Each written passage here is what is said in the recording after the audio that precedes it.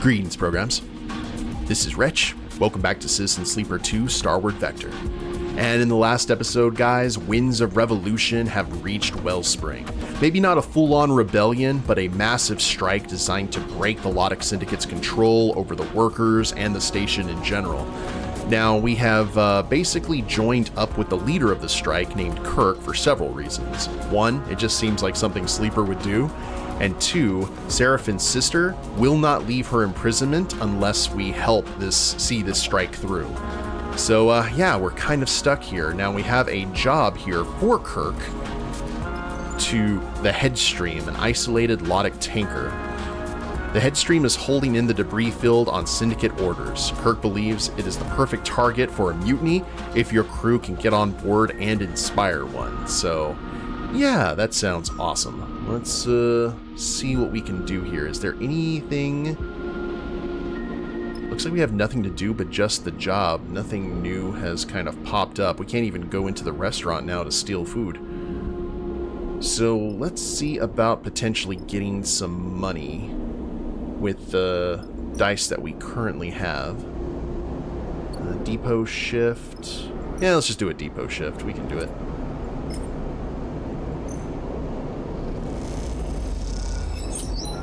$13 cryo for the road. We're full on with supplies and fuel. We have to explain all of this to Seraphine. Oh, I keep on forgetting that we actually have food. We just have to spend points for it. Okay. We're somewhat self-sufficient. We need to keep that in mind. Well, let's go ahead and travel here to the Headstream and get a mutiny going. What are Kirk's skills? Oh, basically Eugens. Okay, well, if that is the case, then probably Junie for computer programming, Sleeper for everything else, and Kirk for the heavy lifting. Let's go. Wait, is that a full crew? Can we grab anyone else? Nope. All right.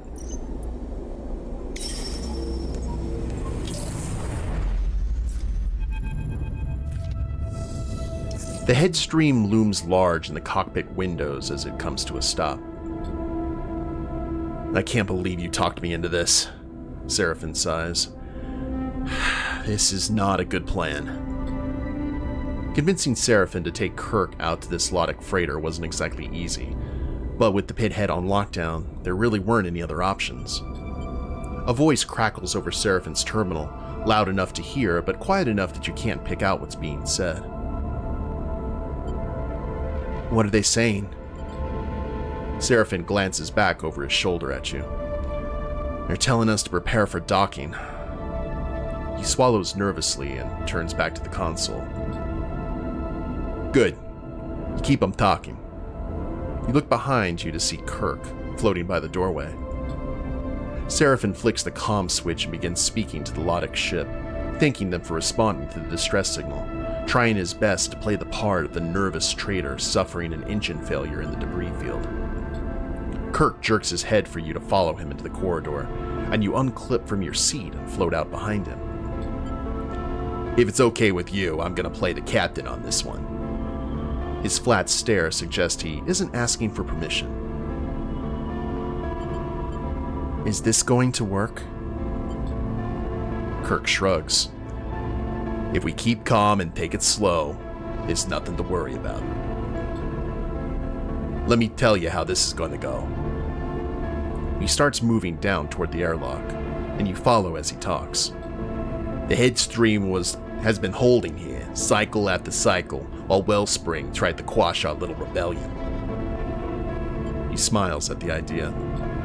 Now the blockade is in effect, well, they know they have to hold out for longer still, while the messages from Lotic operations get less and less frequent. He stops by the lockers, swapping his Lotic uniform for an old flight jacket. This is a ship full of tired, unhappy, underpaid, and underfed workers. You both arrive at the airlock. We have just to nudge the anger in the right direction. There's a hiss as the airlock cycles. Lotic are coming aboard. Kirk catches your eye and gives you a wink. The airlock doors scissor open, revealing a drained-looking Lotic captain flanked by security guards. Lambert, captain of the Headstream. He presents himself immediately, but with little enthusiasm. We've been in communication with your pilot and are docking as requested to provide support. He looks between you and Kirk, his eyes lingering on you a little too long, no doubt taking in the strange vinyl skin, dark glowing eyes, and doll-like face of your frame. He directs his attention to Kirk. How fares your crew? Thank you, Captain. You notice the immediate change in Kirk, his deflated posture and softer speech. We are surviving as best we can, but now you have to come to our rescue. He sighs and holds out an eager hand to Lambert. We are very grateful indeed. Lambert limply shakes Kirk's hand. Not to worry, the Lotic Syndicate takes its stewardship of Wellspring and the surrounding environs seriously. It is our duty to offer aid to traders and travelers alike. I'm afraid we don't have much to offer by way of supplies. Our stores here have been depleted by our long posting here, but your crew is free to enter our ship and make use of its facilities while you make your repairs. Kirk continues playing the submissive captain, nodding enthusiastically and uttering a stream of thank yous. You feel like he's pushing it a little, though Lambert only seems to be paying the minimum of attention to him. Suddenly, he turns a sharp eye to you. Your pilot didn't mention you had a sleeper on board. Stay silent. Kirk quickly responds. Apologies, they're such a good worker, and quiet too. We sometimes forget they're even there. Perhaps if your ship is in need of maintenance, you can borrow them for a few cycles? Lambert eyes you more brazenly now, taking Kirk's lead as permission to indulge his curiosity. Yes. His eyes trace a tear in the thick skin of your forearm. Perhaps it could be of use to us. Kirk smiles. I'll send them to speak with your crew. I'm sure they can direct the sleeper to appropriate tasks. Oh, they'd love that, Lambert jokes. They're a work-shy bunch, this lot. I'm sure they'd be eager for a slave. The word sets you on edge. Stay silent. We're happy to serve. Kirk bows. After all, we owe you our safety. Very good. Lambert seems suddenly bored or tired, or perhaps both. Tell your crew they're free to cross the docking tunnel then. He pauses, but remind them that no funny business will be tolerated. He smiles a sharp smile. I have matters to attend to. Lambert turns. See you later, Captain. And with that, Lambert heads back toward the tunnel, still flanked by his two silent security officers. Kirk waits until he's out of sight to turn to you. Good. He lets out a breath. Well held, sleeper. I thought from the look in your eye you were gonna knock him out. I'd love to. I bet. Kirk stares down the corridor. But don't you worry. We're gonna pay him back for all of that very soon. Kirk squeezes your shoulder. Shall we go meet this crew? See what their opinions are on Lotic's administration. He smiles broadly. With a captain like that, I doubt they'll be very positive. Ooh, time to sow the seeds of discontent. So we've got Lotic stress and a security lockdown. Okay. Ooh, everyone has good dice. I love that. Headstream Mutiny. Turning each section of the crew against their captain is the job, and it isn't going to be an easy one. Engineering support. The engineering staff of the Headstream are already in doubt about their captain. So I guess we do any of these, and fortunately, we are in good shape with engineering. What about over here? Navigator support. The navigators are supportive of Lambert, but less so of Lotic overall. Falsify data, debate Wellspring. Good. We've got two sources we can do here. and payload ops, tank maintenance. Discuss the war.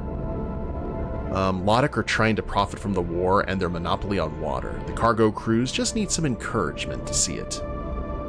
Tamper with payload. A leaking payload means the cargo crew will be on edge all cycle. Just don't get caught messing with the tanks. I think we can pull this off. Okay. So, let's go ahead and start with Kirk. This is his show, after all. Let's go ahead and have him use his Surefire. A leaking payload means the cargo crew will be on edge all cycle.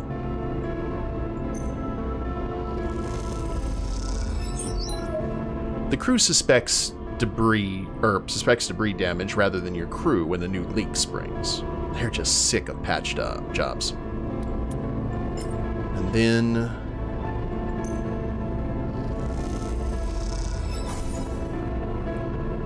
the cargo crew is split between those who support Lotic and those who don't.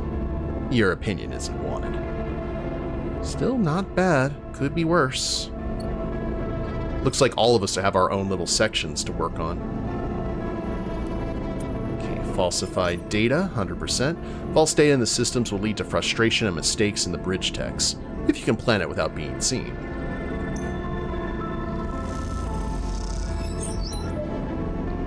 Glitches in the navigation system mean extra work for the techs, and they grumble as they fix the system. Do we want to shoot for the moon here?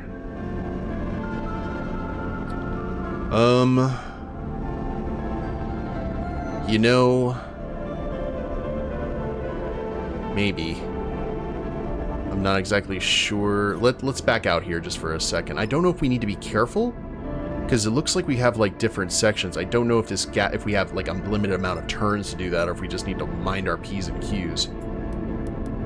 Go engineering. Nothing spreads discontent more than malfunctioning engines, but you'll have to be subtle in your sabotage. Indeed. An overheat warning in the reactor means cycles of diagnostics, and the crew are frustrated.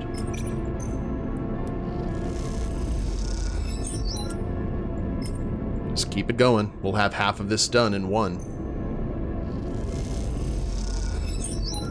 Now, we could go ahead and push here, which gives +2 to my lowest dice, which would give me a 3, which would lead to 5, and -3 stress.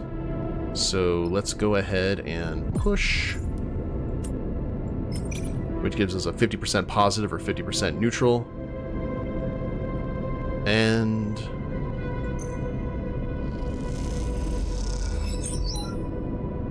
cool. We'll get the engineer staff very fast, I believe. Now, do we want to risk this with Junie?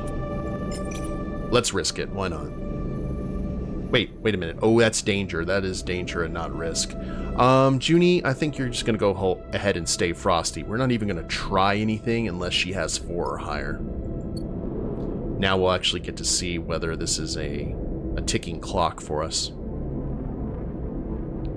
And supplies and everything are good. No food drops.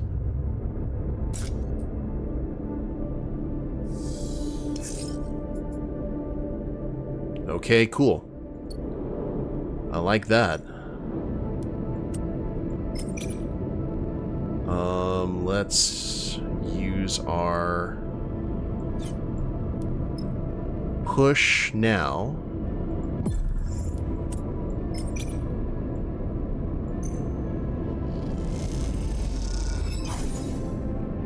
Oh, stress. Why for the stress?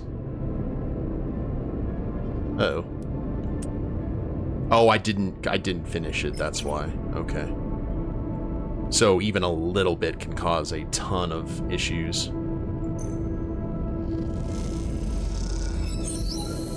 The tension in the Headstream has risen beyond the point of no return.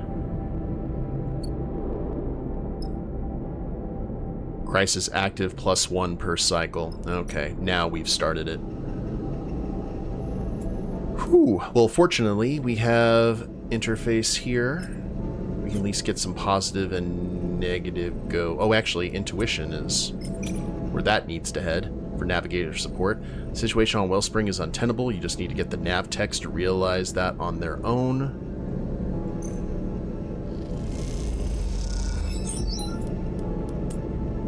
The techs discuss what they might do to change things within the syndicate. The seeds are planted.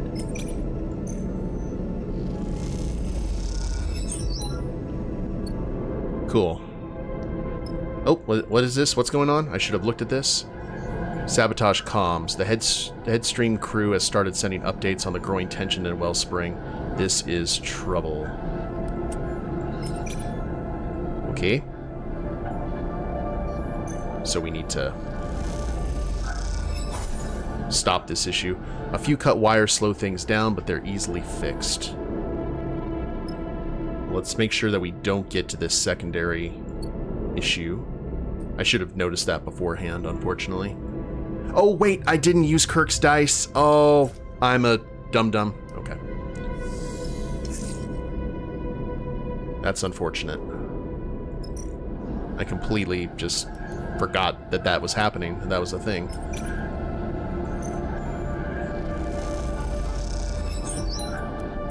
But we'll go ahead and use our dice here. And push.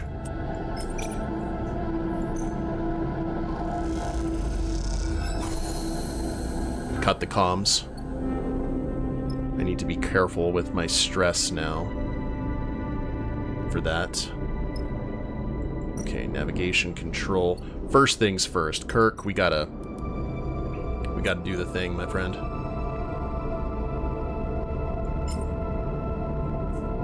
Start.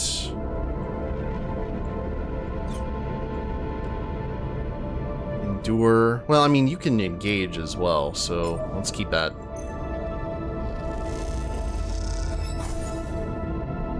Operations support. This is where we're gonna have to throw a lot of our points and our high dice.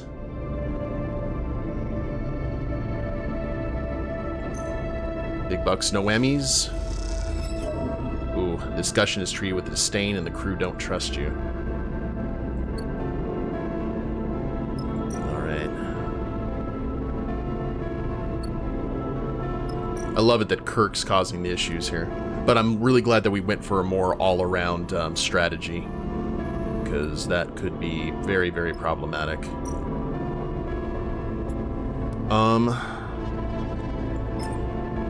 Let's go ahead and use a full endurance here and tamper with the payload.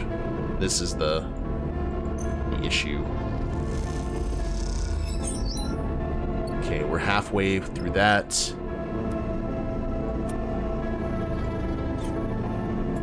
And intuition, a 4.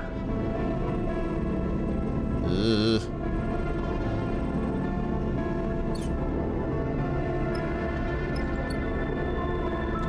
We're going to go ahead and end the cycle. We're still going to try and play it safe.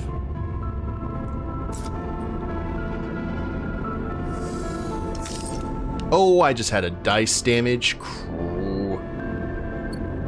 Oof, oof, oof. Not ideal for our purposes at all. At least Junie's got some stuff she can do. Okay, navigator support, but stress is still high.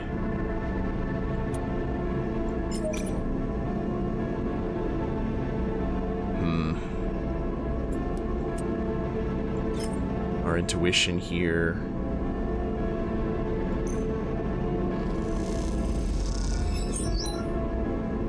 Yep. What do I want to do here? I can go ahead and push. And no, I'm going to go ahead and end the cycle. We still have plenty of supplies. We're not timed. There we go. That's what I wanted to see from you, Kirk, and you too, Junie. Not necessarily so from me, but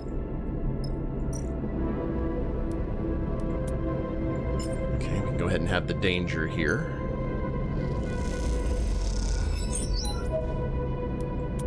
Operation support. Good, good, good. Then Junie can do interface.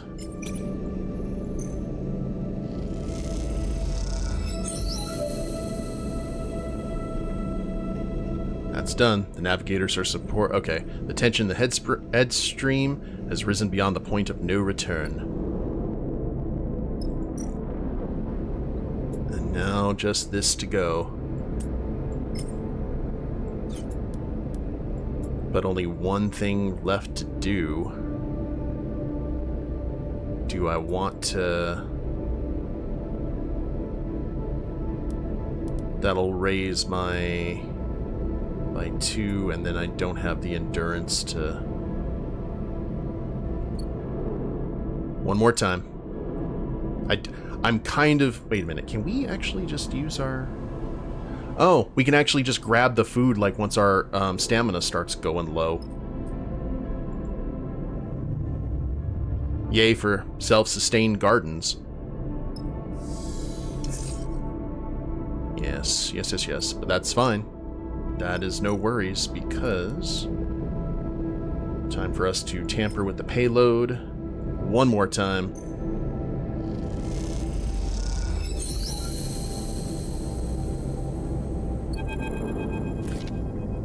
Kirk rushes into the bay you're crossing. It's all kicking off, Sleeper. Wild glee is in his eyes. Lambert has lost control. He guides you through the Headstream, a ship you've become surprisingly familiar with over the past few cycles.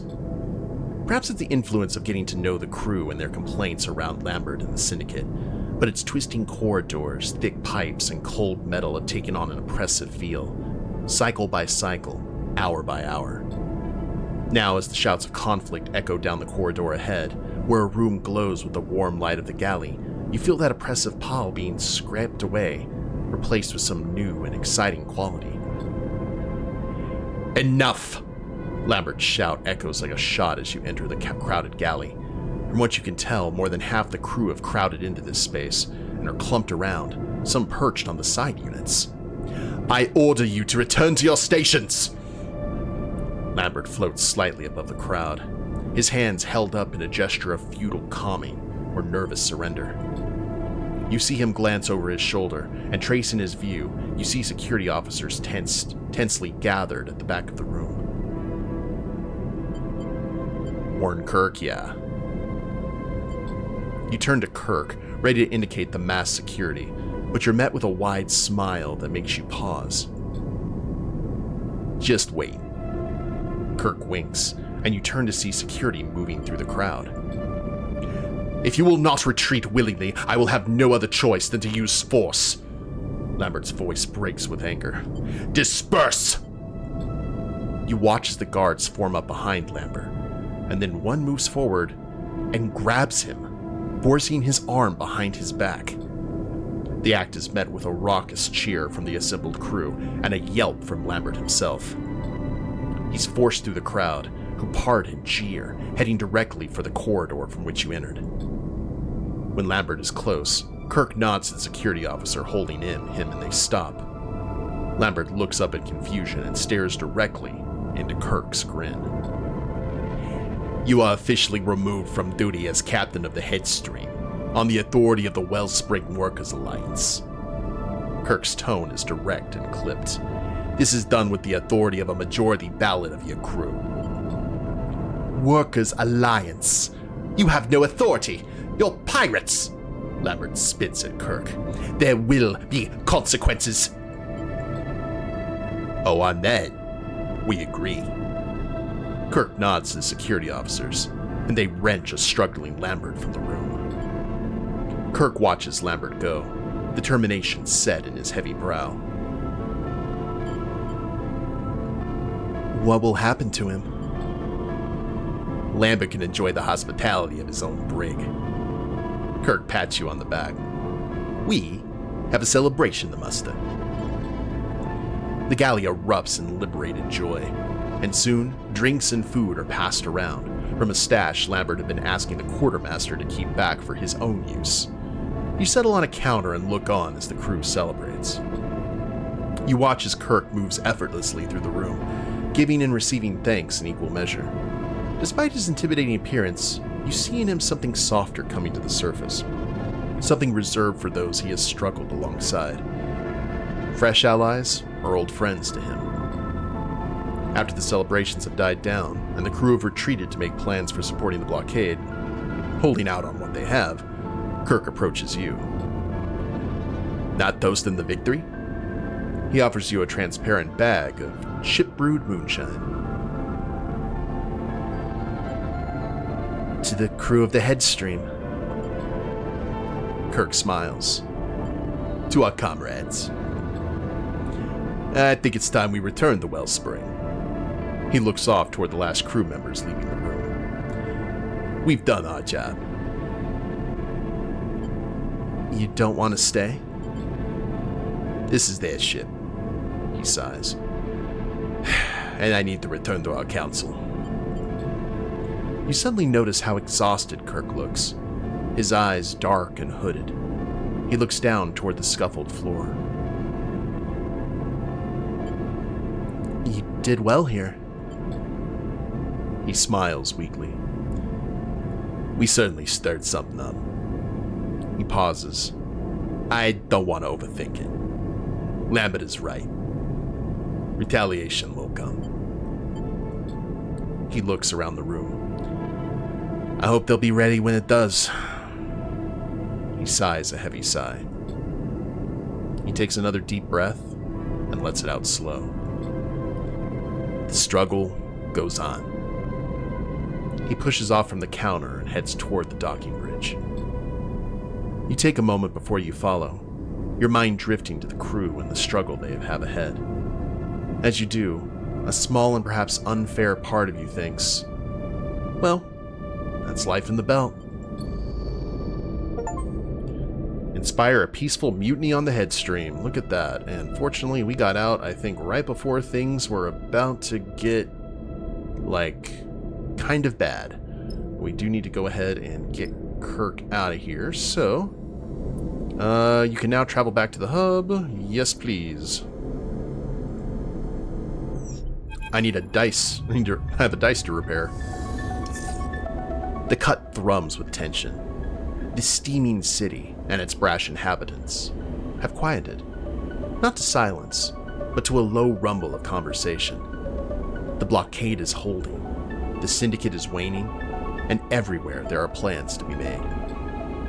You and Seraphin float idly in Chasm Row, many stories deep in this wound in Wellspring side, waiting on Kirk, not far from the first place you met, a meeting Seraphin still has lingering bruises from.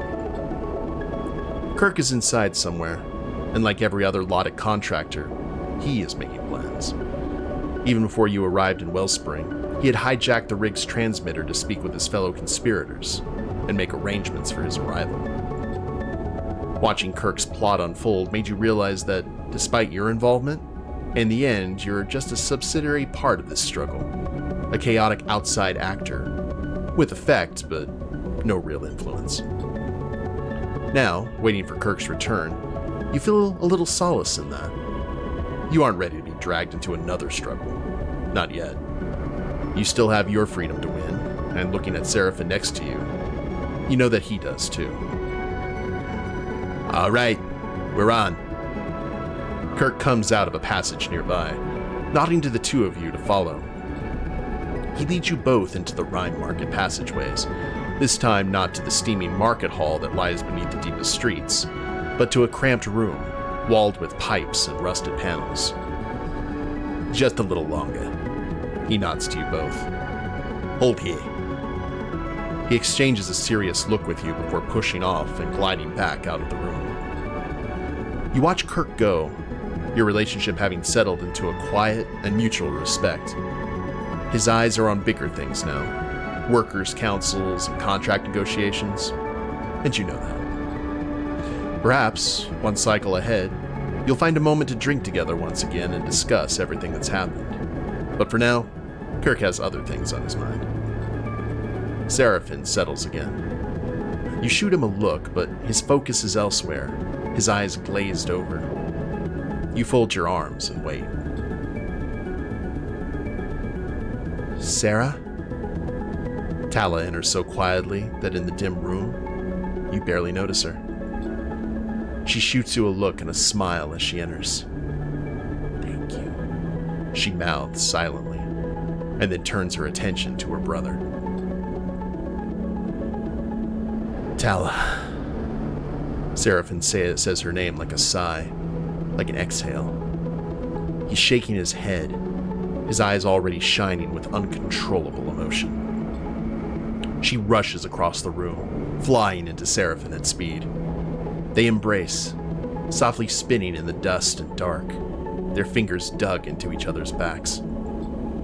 They separate, a couple of pristine spheres of briny tears spinning away through the air as they do.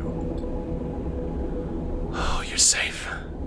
Seraphin nods, taking a breath. I'm safe.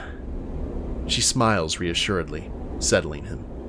And in this setting, this gesture of care, you see a whole network of signs and secrets. Tala is the calm to Seraphin's storm, the big sister who eases his heart. She looks him up and down. You are so big, Sarah. She laughs at her own statement. You've grown up.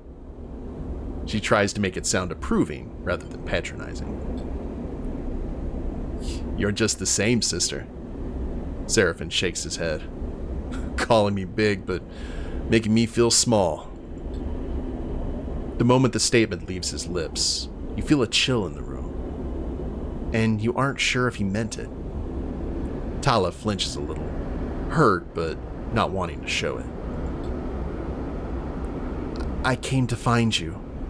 Tala tries again. I needed to find you. Seraphin looks torn, and you see in him something you've come to realize. The slow and careful raising of his defenses. Why now? He looks away. It's been a long time, Tala. Mom and Dad finally decide they want me to come home.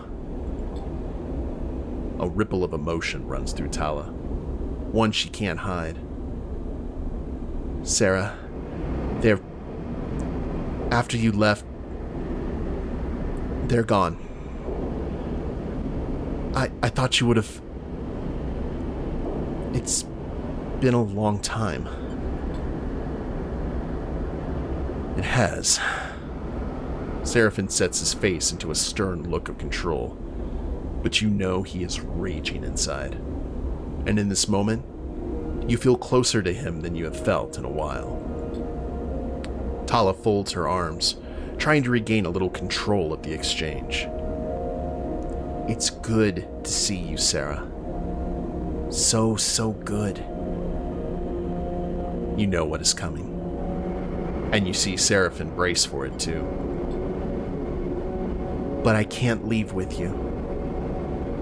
She looks pained. This isn't easy for her either. Seraphin can only nod, a dulling acceptance washing over him. I wanted to find you, and I have. And I can see you are strong and well. She shoots you a glance. You have your life here. But the people here, the other contractors, they were the ones who found me, who have kept me going since I ended up here, desperate and alone. She smiles warmly. It's not that I owe them, it's that they're my family too. She gently places a hand on his shoulder. I know you understand this. She smiles at you. We all find our families out here.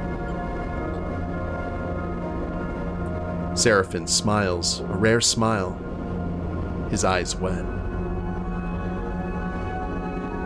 We do, sister. He embraces her again. They separate, and Tala turns her attention to you. I know you will take care of my brother, Sleeper. She smiles. I saw it in your eyes when you came to the pithead. She approaches and puts a hand on your shoulder. I can see you're building something of value on that ship of yours. Thank you. She nods gently and takes her hand away. She folds her arms again, her sense of control returning. There's a wisdom and experience to Tala that brings a certain calm to you, and you feel that now. Will you two be staying here for a while, or... Tala looks between you and Seraphim. Seraphim cuts in before you can answer. Not long. He smiles. We have our own freedom to find. Tala nods. Well, just be aware, you're free to pass the blockade, but after that... Wellspring is going to be locked down for a little while. At least until Kirk can establish his council.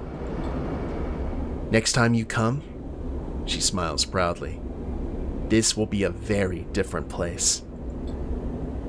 Hearing Tala say this, you suddenly see the authority in her, and realize that one of those council seats may well have her name on it. You look between the two of them, and realize they have years to catch up on, and they'd probably rather do that without you watching. You nod to them and slip out of the room, a lilting conversation starting up the moment you leave. As you follow the twisting corridors back up to Chasm Row, you smile to yourself at the thought of Tala and Seraphim, reunited at last. You hope this whole adventure will make Seraphim a little less moody, even though you know, deep down, it'll probably make him worse. Ooh, and 2 upgrade points. I love that. Okay, let me go ahead and see. Did that... Oh, there's still... Okay, we gotta keep on going. On your way into the rig, you pass a tired-looking Eugen. Oh, we heading out? He sighs. Because I'm not sure I've got another chit left to wager. How much did you lose? He squints at his fingers for a second, making calculations. Too much, he shrugs. Gonna strap myself in for a nap. And he disappears into the berths. Later in the cycle, Seraphim quietly comes back to the rig. He immediately settles himself in the cockpit and starts running diagnostics on the engines. He looks up as you enter and shoots you a smile. Good to see you up here, Sleeper. I'm getting her ready to head out. Are you ready to go? Just say the word. He flicks a sequence of switches. Sleeper, Seraphim turns to face you.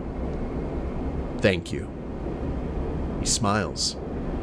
I appreciate you bringing us all the way out here, and I won't forget it. Will Tala be okay? She's found a place here, and I'm really happy for her. He looks away out of the cockpit windows at Wellspring.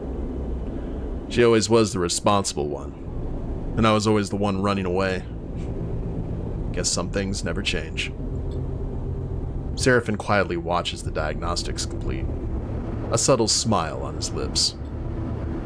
One thing's for sure, we've been here too long. Seraphim meets your eye, and we've been seen by too many people. Wellspring may be out of Utsubo territory, but I'm sure Lane will find a way to reach his nasty claws out here given enough time. Let's not give him the chance. Hey guys? Bliss's voice echoes up the passage into the cockpit. They lean in the door, looking between the two of you. 2 contractors just dumped a load of fuel outside our ship. Said it was a gift. You and Seraphim look at each other. Gotta be Kirk. Seraphim gets up. It's either a thank you or his way of telling us to get going. Seraphim kicks off and glides out of the cockpit. Hey, so... Bliss smiles. While you two have been busy, so have I. Been looking at the rig's drive, and I reckon it's due an upgrade. We'll need engine components, quite a few, so keep an eye out. Bliss shrugs. Shipyards tend to be a good place to look. Thanks, Bliss. Bliss winks. Anytime. They sigh. Better go help Seraphim with that fuel. As Bliss leaves the cockpit, you find yourself lost in thought, considering your next step while the icy expanse of Wellspring glitters below. You are free to leave Wellspring. You now have a HasNav unit installed and can freely travel through debris fields on the belt map. Good stuff. So, we have points to spend, dice to repair, and a few more things before we leave Wellspring, but then we will continue our adventures in the next episode. I'm glad we were able to have a good reunion for Seraphim and his sister, for sure. But if y'all liked the episode, please leave a like down below. Subscribe to the channel, leave a comment, that'd be a big help. I will see you next time. Later days, everyone.